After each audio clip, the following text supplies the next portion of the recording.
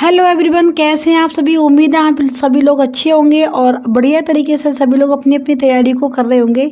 तो आपको मेरे चैनल पर डेली ही जीके और जीएस के ये शॉर्ट प्रैक्टिस सेट देखने को मिलते हैं, जो कि सभी महत्वपूर्ण परीक्षाओं के लिए ये सफिशिएंट होते हैं। देखिए कैसे यानी कि कौन कौन सी एग्जाम को इनसे हम टारगेट करते हुए हम अपने एग्जाम को दे सकते हैं।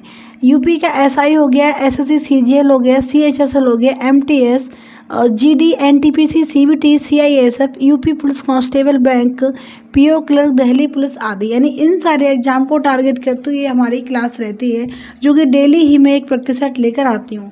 और इसमें जो प्रैक्टिस सेट में प्रश्न आपको देखने को मिलेंगे वो सारे के सारे प्रश्न आपको यहाँ पर एनसीईआरटी के बेस्ड पर ही प्रश्न देखने को मिलेंगे। यानी इसमें से हम वही प्रश्न लेकर आते हैं जो कि एग्जाम में पूछे जाने की संभावना इनकी हो सकती है। तो चलिए फ्रेंड, टाइम को वेस्ट ना करेंगे और अपने आज के पहले क्वेश्चन की तरफ बढ़ेंगे। लेकिन अगर आपने अब तक हमारे चैनल को सब्सक्राइब नहीं किया तो प्लीज़ आप लोग सब्सक्राइब कर लें और साथ ही साथ बेल आइकन को भी प्रेस कर लें, क्योंकि हम इसी तरीके के डेली ही प्रैक्टिस सेट लेकर आते रहते हैं। तो आपके लिए ये बहुत ही ज़्यादा हेल्पफुल होने वाले हैं। तो चलिए देखिए, हमारे स्क्रीन पर आ चुका है आज का पहला प्रश्न, जिसमें पूछा गया है यहाँ पर, यदि भारत के राष्ट्रपति और उपराष्ट्रपति दोनों का पद खाली हो तो कार्य कौन करेगा। जब भारत के प्रेसिडेंट हों, ठीक है, और यानी राष्ट्रपति और उपराष्ट्रपति दोनों का ही पद रिक्त हो जाता है, उस समय पर जो कार्य है वो कौन करेगा। यहाँ पर देखेंगे अपने ऑप्शंस किसके साथ जाएगा। सर्वोच्च न्यायालय का मुख्य न्यायाधीश, उच्च न्यायालय का मुख्य न्यायाधीश, या फिर महाधिवक्ता, या फिर महान्यायवादी। तो जो इसका सही जवाब है वो है हो जाएगा ऑप्शन नंबर 1 के साथ इसका जाएगा आंसर बिल्कुल करेक्ट। यानी जब दोनों ही पद रिक्त होंगे, राष्ट्रपति का और उपराष्ट्रपति का, उस समय पर राष्ट्रपति के जो कार्य हैं वह कौन करेगा, वह सर्वोच्च न्यायालय का मुख्य न्यायाधीश करेगा उस टाइम पर। क्लियर। आगे बढ़ेंगे अपने सेकंड क्वेश्चन की तरफ और देखेंगे इसमें क्या बताया गया है, यानी क्या पूछा है इसमें। इससे पहले हम करेंगे अपने पेन का कलर चेंज, क्योंकि यहाँ पर ग्रीन कलर अब इससे अच्छे से हमें यहाँ पर दिखाई देगा। क्वेश्चन में पूछा है, सर्वोच्च न्यायालय के मुख्य न्यायाधीश की संख्या बढ़ाने का काम कौन करता है। बताइए, जो सर्वोच्च न्यायालय में जो न्यायाधीश होते हैं, जो जज होते, उनकी जो संख्या बढ़ाई जाती है तो वह कौन बढ़ा सकता है। संख्या बताना आपको यहाँ पर। ऑप्शन देखेंगे एक बार, संसद, राष्ट्रपति, महान्यायवादी, या फिर प्रधानमंत्री। तो जो सर्वोच्च न्यायालय में जो न्यायाधीश होते हैं उनकी जो संख्या है उनको कौन बढ़ा सकता है, वह बढ़ा सकती है पार्लियामेंट, यानी संसद। क्लियर। ऑप्शन नंबर 1 इसका बिल्कुल सही जवाब बनेगा। बढ़ेंगे अपने थर्ड क्वेश्चन की तरफ और देखेंगे ये क्वेश्चन क्या बोल रहे हैं यहाँ पर। इस क्वेश्चन में पूछा गया है, भारत में सर्वाधिक वर्षा प्राप्त करने वाला राज्य कौन सा है। बताइए इसमें से जहाँ पर सबसे अधिक वर्षा दर्ज की गई है अब तक भारत में, भारत के राज्यों में, तो वह कौन सा स्टेट है। लेकिन यहाँ पर स्टेट का नाम नहीं दिया है, यहाँ पर सिर्फ वह जगह की बात हो रही है। तो देखेंगे पहले ऑप्शन से एक बार देख लेते हैं। बीकानेर की बात हो रही है, शिलोंग है, मौसिनराम है, या फिर हैदराबाद है। तो जो इसका आंसर है वह जाएगा ऑप्शन नंबर 3 में, ठीक है, यानी मौसमराम के साथ इसका आंसर जाएगा। और यह जो मौसमराम है वो कहाँ पड़ता है, यह मेघालय की पहाड़ियों पर पड़ता है। ठीक है, कहाँ पर पड़ता है, क्योंकि बंगाल की जो खाड़ी है वो यहाँ से काफ़ी नज़दीक है, इसी वजह से यहाँ पर काफ़ी ज़्यादा नमी रहती है। और यहाँ पर जो पहाड़ियाँ हैं वो तकरीबन 14 से 91 मीटर की ऊंची ऊंची पहाड़ियाँ होती हैं। ठीक है, कौन सी, खासी पहाड़ियाँ जिन्हें बोलते हैं। तो इसी तरीके से इसका जो सही जवाब है वो कौन सा गया, ऑप्शन नंबर 3 मौसिनराम, जो कि मेघालय में पड़ता है। बस आपको इतना ही याद रखना है। क्लियर। और यह Guinness world of the record में भी यह नाम दर्ज किया गया है बारिश के मामले में। आगे बढ़ेंगे अपने फोर्थ क्वेश्चन की तरफ। इसमें पूछा है, संविधान के किस भाग को भारत का मैग्ना कार्टा कहा जाता है। संविधान का ऐसा कौन सा भाग है जिसको मैग्ना कार्टा बोलते हैं। ऑप्शंस देखेंगे यहाँ पर, भाग 2, भाग 3, भाग 4, या फिर भाग 5। कौन सा इसका सही जवाब बनेगा बताइए। तो यह बनेगा इसका सही जवाब ऑप्शन नंबर 3। भाग 3 को हम भारत का मैग्ना कार्टा कहते हैं, यानी उसकी संज्ञा दी गई है। क्यों दी गई है? क्योंकि इसमें मौलिक अधिकारों को रखा गया है, ठीक है, जो कि नागरिकों को प्राप्त हैं, और इसीलिए इसके लिए हम भारत का मैग्ना कार्टा भी बोलते हैं। क्लियर हुआ? आगे बढ़ेंगे अपने नेक्स्ट क्वेश्चन की तरफ। और देखिए ये भी जान लीजिए, जो मौलिक अधिकार हैं वो कितने हैं, वो 12 से लेकर और अनुच्छेद 35 तक, ठीक है, अनुच्छेद 12 से लेकर अनुच्छेद 35 तक यहाँ पर मौलिक अधिकारों के बारे में बताया गया है, और जो कि विशेष रूप से यहाँ पर लोगों को प्राप्त है ये, और इसीलिए इसे भारत का मैग्ना कार्टा के नाम से इसे संज्ञा दी गई है। आगे बढ़ेंगे अपनी 5th क्वेश्चन की तरफ और देखेंगे ये क्वेश्चन क्या कह रहा है। इसमें पूछा है, संविधान लागू होने के बाद हमारे देश के प्रथम राष्ट्रपति कौन बने थे? जब संविधान लागू हो गया, जब कॉन्स्टिट्यूशन लागू हो गया हमारे देश में, उसके बाद जो राष्ट्रपति बने थे, प्रथम राष्ट्रपति की बात हो रही है, तो बताना आपको कौन बने थे।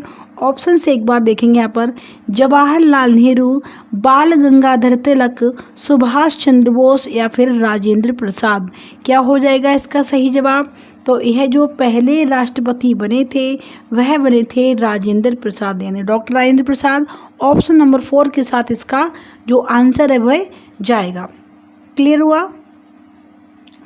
और जो इनका कार्यकाल था राष्ट्रपति के रूप में, जितने वर्ष इन्होंने कार्य किया, ये भी कभी कभी पूछा जाता है, तो वह 2 वर्ष तक, ठीक है, कितने वर्षों तक? 2 वर्षों तक इन्होंने राष्ट्रपति के रूप में कार्य किया था। और ये संविधान सभा के अध्यक्ष भी थे और भारतीय स्वतंत्र आंदोलन के प्रमुख नेता भी थे। और इनके लिए 1962 में, कब, इसे थोड़ा हटाएंगे, ये यहाँ देखेंगे 2 वर्षों तक, ठीक है, और इनके लिए 1962 में, कब, 1962 में इनके लिए भारत रत्न से सम्मानित भी किया गया था। ये बहुत ही इम्पोर्टेंट फैक्ट है, जो कि मैं आपके लिए इम्पोर्टेंट पॉइंट जो है मैं आपको हर किसी क्वेश्चन के साथ बताती चलूँगी, जो मुझे लगेगा कि यहाँ पर इन चीज़ों को भी इसके साथ में बताना चाहिए। आगे आएगा हमारा क्वेश्चन नंबर 6। इसमें पूछा है, यूएन के 50 सदस्य देशों द्वारा हस्ताक्षर किस वर्ष किए गए थे? बताइए किस वर्ष किए गए थे? जो संयुक्त राष्ट्र संघ है यूएनओ, ठीक है, तो उसमें जो 50 देश थे, क्योंकि अब तो इसमें काफ़ी ज़्यादा हैं, तकरीबन अब 193 यानी लगभग 193 देश अब इसमें शामिल हो चुके हैं। लेकिन बात हो रही है जब यह स्थापना हुई थी इसकी, ठीक है, तो उस समय पर इसमें टोटल जो 50 देशों ने ही इस पर हस्ताक्षर किए थे।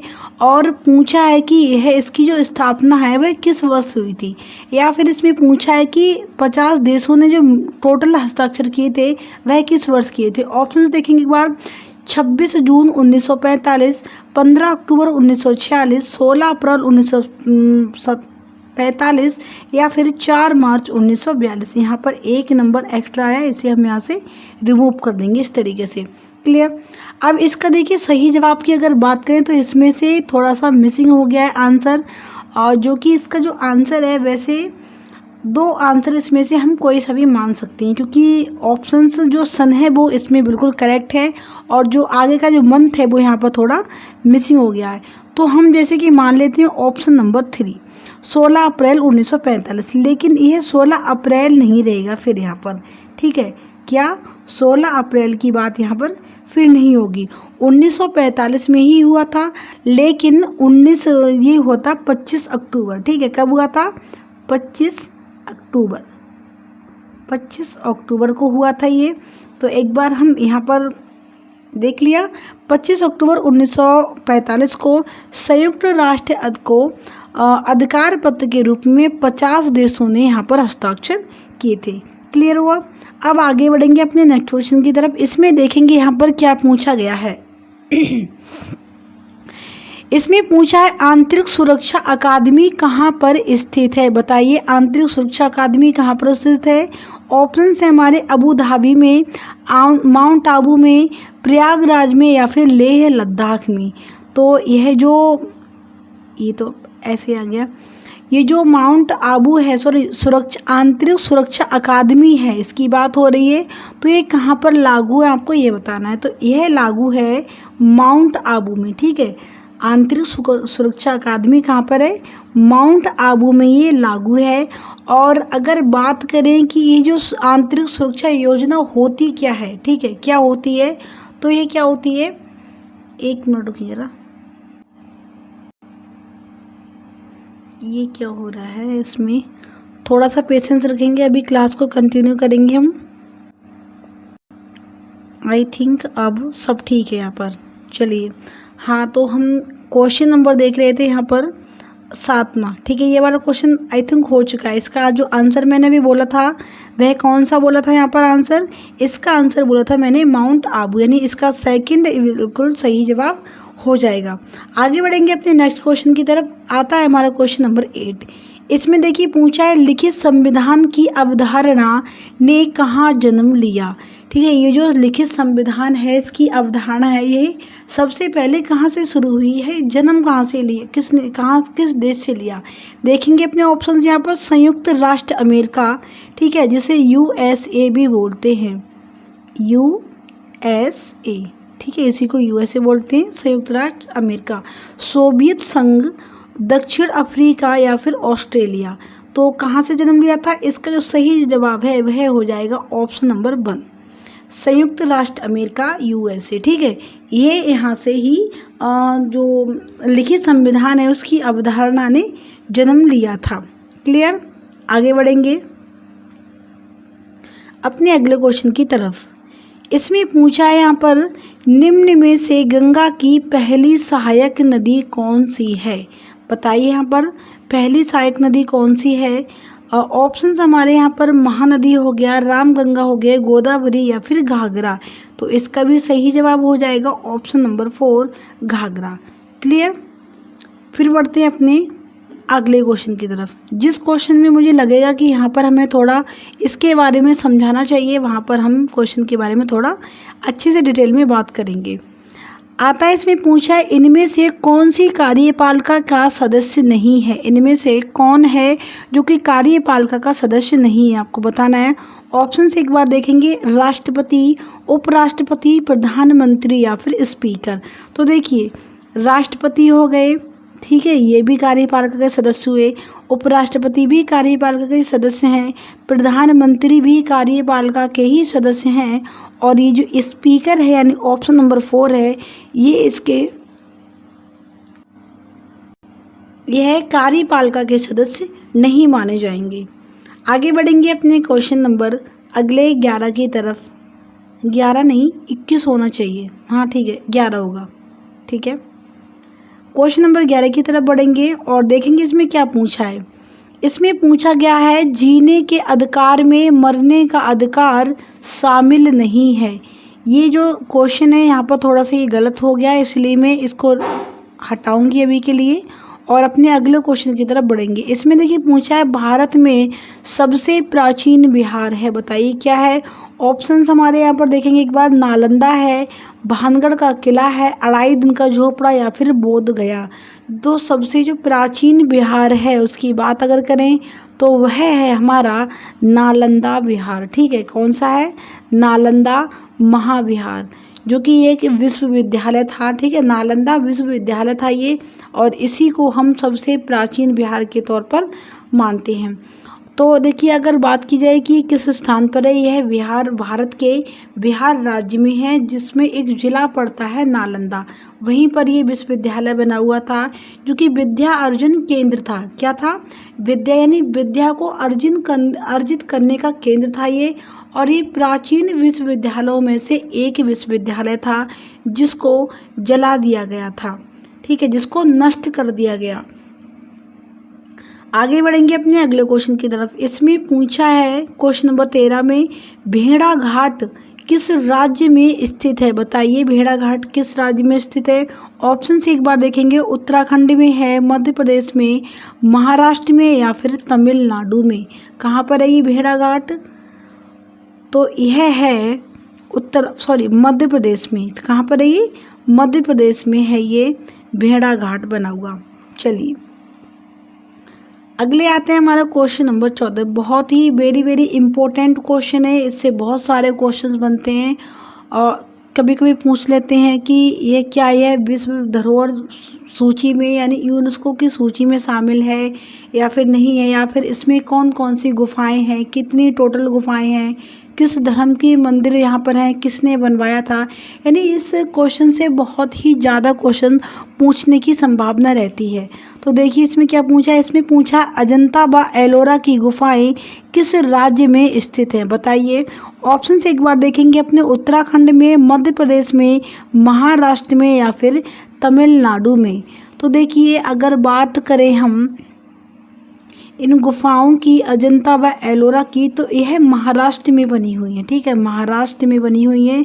और कहाँ पर, महाराष्ट्र में एक ज़िला है औरंगाबाद, वहीं पर ये गुफाएं देखने को मिलती हैं। और इनका जो निर्माण है वो राष्ट्रकूट के वंश, जो राष्ट्रकूट था उस वंश के शासकों ने इसका निर्माण, इन गुफाओं का निर्माण भी करवाया था। अब वो देखिए इसमें पहले जान लेते हैं कि इसमें जो गुफाएं हैं वो टोटल कितनी हैं। ठीक है, और एक चीज़ और, इनको मैंने अभी बताया था आपको कि इनको यूनेस्को की सूची यानी जिसे विश्व धरोहर सूची भी बोलते हैं, ठीक है, उसमें भी इसे शामिल किया गया था। कब किया गया था, इसे किया गया था 1983 ईस्वी में। ठीक है, 1983 ईस्वी में इसे यूनेस्को की विश्व धरोहर स्थल सूची में शामिल किया गया था। अब देख लेते हैं कि इसमें टोटल कितनी गुफाएं हैं। तो इसमें जो टोटल गुफाओं की संख्या है वो कितनी है, 34 है। एक बार यहाँ से थोड़ा से हल्का सा रिमूव कर देते हैं ये। अब देखिए ऑप्शन इसका थोड़ा छोटा रखेंगे, इतना सा। तो इसको कब इसमें शामिल किया गया, 1983 में। और टोटल गुफाओं की संख्या है 34। ठीक है, अब बात करते हैं कितनी कितनी है, जिसमें बौद्ध गुफाएं भी हैं, जैन भी हैं और हिंदू भी हैं। ठीक है, यानी इन गुफाओं में बौद्ध मंदिर, हिंदू मंदिर और जैन मंदिर, ये 3 प्रकार के मंदिर यहाँ पर देखने को मिलेंगे। और इनका जो निर्माण है वो 5वीं और 10वीं शताब्दी में हुआ था। देखिए 12 यहाँ पर बौद्ध स्मारक हैं। ठीक है, कितनी हैं, 12 हैं, जो कि 1 से लेकर 12 तक गुफाएं बनी हुई हैं।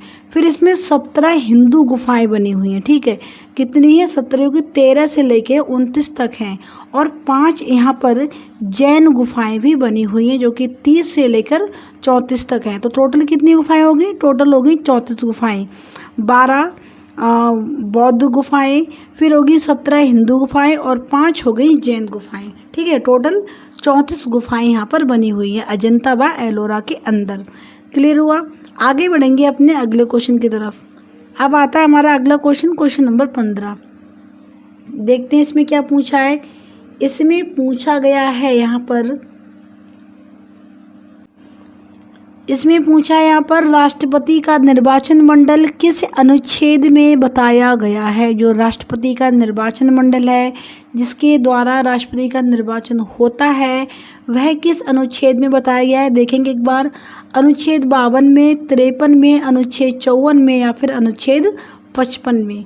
तो यह होता है अनुच्छेद 55 में। ठीक है, किस में होता है, अनुच्छेद 55 के अंतर्गत इनका जो निर्वाचन मंडल इनका चुनाव करती है। ठीक है, और इनका जो ये जो सदस्य होते हैं, कितने वर्ष की अवधि के लिए इनको चुना जाता है, तो इनके लिए चुना जाता है 5 वर्ष की अवधि के लिए। ठीक है, कितने वर्ष की अवधि के लिए। देखिए राष्ट्रपति को, जो भारत के संसद है उनमें 2 सदन होते हैं, कौन कौन से, एक होता है राज्यसभा और दूसरा होता है लोकसभा। ठीक है, इन दोनों ही सदनों के तथा साथ ही राज्य विधायिका जो होती है, जो जिसे विधानसभा बोलते हैं, उनके नवनिर्वाचित जो सदस्य होते हैं उनके द्वारा इन्हें चुना जाता है।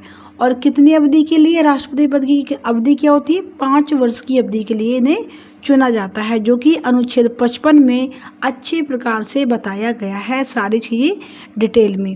क्लियर हुआ।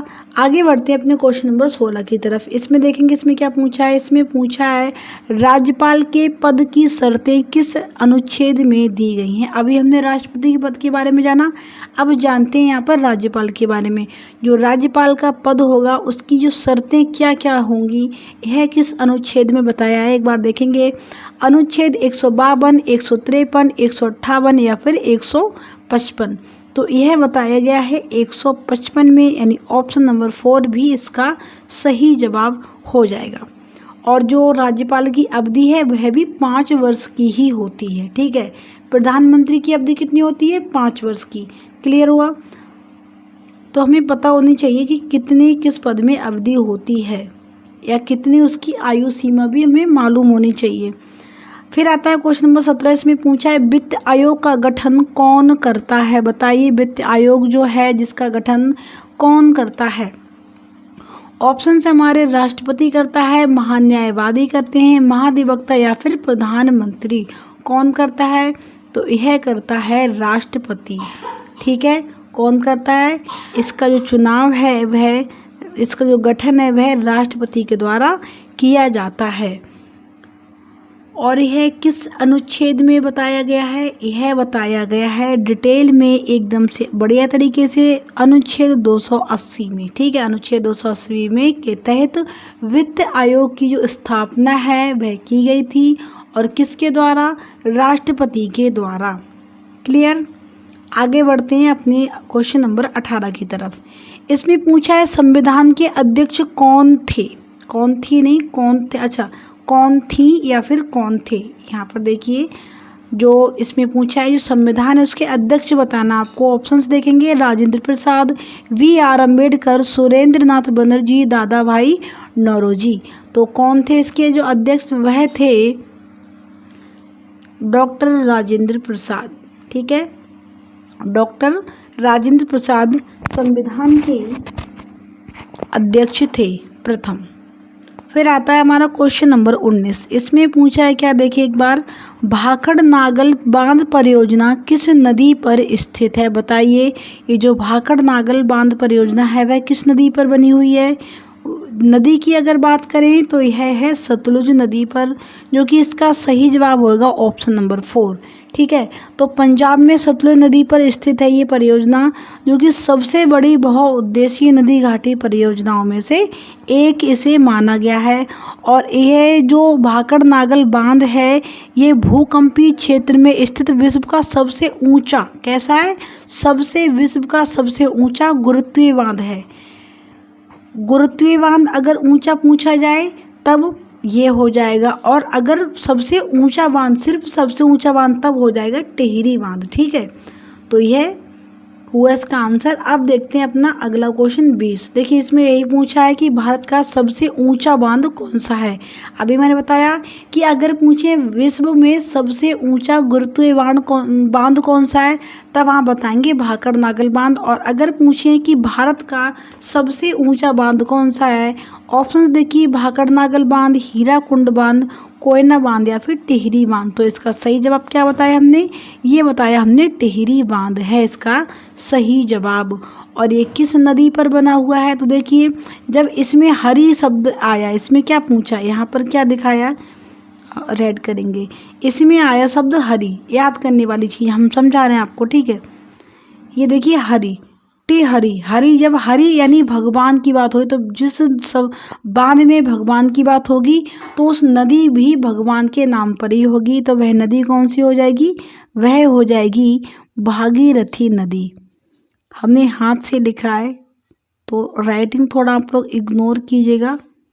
ठीक है, वह भागीरथी नदी पर बना हुआ बांध है। और ये किस राज्य में? यह उत्तराखंड राज्य में स्थित है। भारत का सबसे ऊंचा बांध, जो कि 260.5 मीटर ऊंचा है। ये क्लियर हुआ? तो ये थी हमारी आज की प्रैक्टिस सेट वाली क्लास, जिसमें हमने आपको यहाँ पर 20 क्वेश्चन करवाए सॉल्व। और उम्मीद है आपने भी इनके क्वेश्चन जो है वो अच्छी तरीके से इनके आंसर भी दिए होंगे और आपका स्कोर भी इनमें से अच्छा ही रहा होगा। अगर आप चाहे अपना स्कोर हमारे साथ शेयर करना तो कमेंट बॉक्स में शेयर भी कर सकते हैं। बाकी अगर आपको हमारी क्लास अच्छी लगी तो एक लाइक करते जाइए, अपने दोस्तों के साथ हमारी वीडियो को शेयर करें। जो लोग गवर्नमेंट एग्जाम की तैयारी कर रहे हैं उनके साथ हमारी वीडियो को शेयर कीजिए। और अगर आपने अब तक हमारे चैनल को सब्सक्राइब नहीं किया तो प्लीज़ आप लोग सब्सक्राइब कर लीजिए, क्योंकि ऐसे ही प्रैक्टिस सेट हम डेली ही अपने चैनल पर लेकर आते रहते हैं। और मिलते हैं एक अगली नई क्लास के साथ। अब तक के लिए जय हिंद, जय भारत, वंदे मातरम।